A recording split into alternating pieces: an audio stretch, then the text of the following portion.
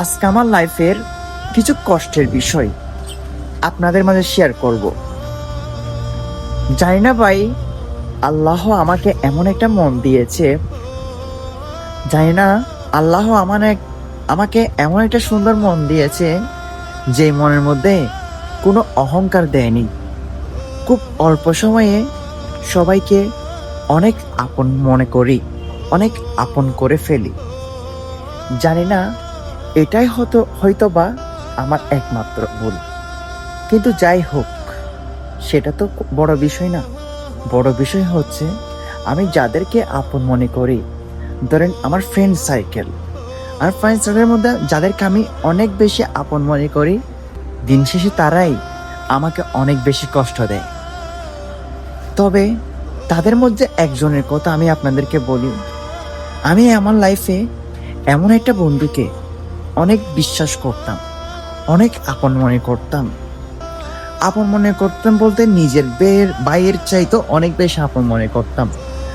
ধরেন একটা বন্ধু চাইলে একটা বন্ধুর জন্য জীবন দিতে পারে, আমি তাকে ওই ধরনের একজন বন্ধু মনে করতাম।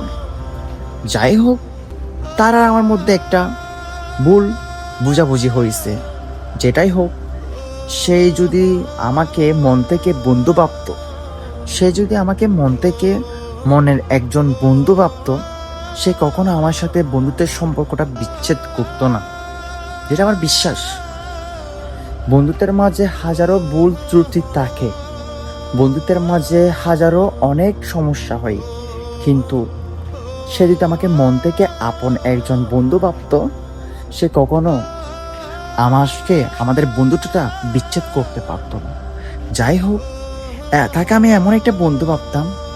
ধরেন ভাই, বন্ধুত্ব মানে বন্ধুত্ব অন্যরকম হতে হবে। বন্ধুত্বের মাঝে কোনো অহংকার, তার প্রতি কোনো অহংকার, আমার প্রতি কোনো অহংকার থাকতে পারবে না। বন্ধুটা এমন হতে হবে, বুঝছেন? কিন্তু বন্ধুটা আমাকে অনেক বেশি কষ্ট দিয়েছে, যেটা বলার বাইরে।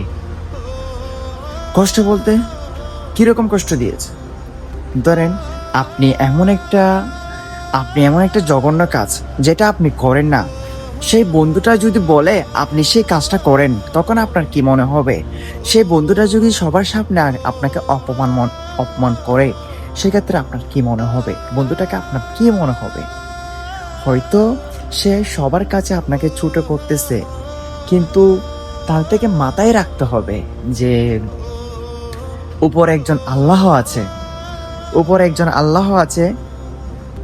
সে হয়তোবা একদিন আমার থেকে জিজ্ঞেস করবে যে সেই ছেলেটাই তো এই কাজগুলো করেনি, তুই কেন সেই ছেলেটাকে মিথ্যা কথাগুলো কেন বলেছিস?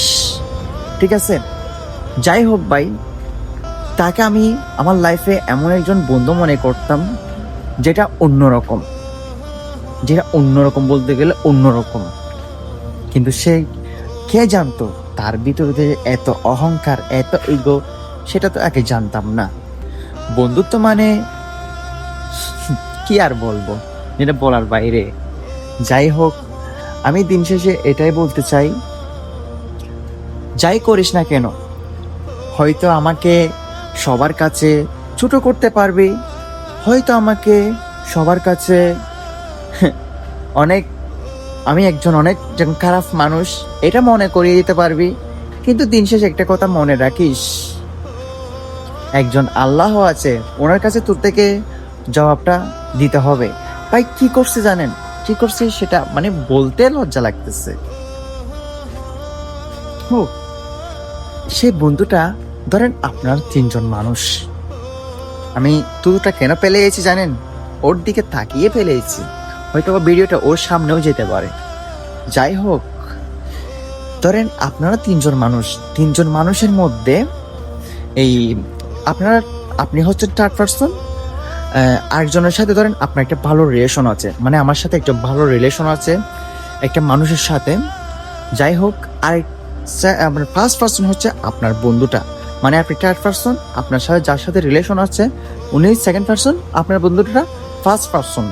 সে ফার্স্ট পার্সন মানুষটাই সেকেন্ড পার্সন মানুষকে বলেছে যে আমি একটা খারাপ একটা কাজ করি, যেটা বলতেও লজ্জা লাগে, জীবনে যেটা করি নাই সেই কাজটাও ওই বন্ধুটা বলেছে। দেখেন ভাই, জীবনে আমি স্মোকিং বলেছে ওই জিনিসটা আমি জীবনে করি নাই, এই জিনিসটাকে আমি অনেক ঘৃণা করি। কিন্তু আমার ফ্রেন্ড সার্কেলের মধ্যে কিছু কিছু ফ্রেন্ড আছে যেটা এটা করে, কিন্তু তাদেরকে হাজারো বারণ করি আমি, হাজারো বার আমার সামনে যদি এটা করে, অনেক দুষ্টামি করে, অনেক সময় এটা কি আমি ফেলে দিই, নষ্ট করে ফেলি। কিন্তু ওই বন্ধুটা যখন কষ্ট পায় যে এটা ফেলে দিই বা গিয়ে নষ্ট করে ফেলি, সেক্ষেত্রে আমি আর তার সাথে জোরাজুরি করি না, কারণ সে খাক, সমস্যা নেই। একদিন বুঝবে যে এটার কারণে কি ক্ষতি হচ্ছে, কি লস হচ্ছে, সে হয়তো একদিন বুঝবে। কিন্তু আজ আমি করব, 2 দিন করবো, সে আমার সাথে মন কালো করবে, আমি আর 3rd বার আবার 2nd বার করতে যাই না সেটা। যাই হোক, ওই বন্ধুটাই আমাকে বলেছে যে কি আমি স্মোকিং করি। হয়তো এটা বলে সে আমাকে অনেক বড় ছোট করে ফেলেছে, কিন্তু মানুষের সঙ্গে তো সেটা প্রমাণটা আনতে পারে নাই। যাই হোক, প্রমাণ তো আর দিতে পারে নাই বন্ধুটাই। এখন আমার কথা হচ্ছে, কোনো প্রমাণ, কোনো ত্রুটি, কোনো কিছু দিতে পারে নাই, জাস্ট বলতে পেরেছে কি আমি স্মোকিং করি। আরে তুই যেটা করেছিস সেটা ভুল করেছিস, আমি তোর ভুলগুলো আস্তে আস্তে ভিডিওর মাঝে তুলে ধরবো, সমস্যা নাই। কিন্তু আমার কথাটা হচ্ছে, যাই করিস না কেন, দিন শেষে একটা কথা মাথায় রাখবি, সেটা হচ্ছে উপরে একজন আল্লাহ আছে, তাকে বিশ্বাস করবি। জানি না বিশ্বাস করিস কিনা, যদি বিশ্বাস করতি, তোর থেকে যদি ঈমান থাকতো, কোনোদিনও এমন একটা কথা বলতে পারতি না।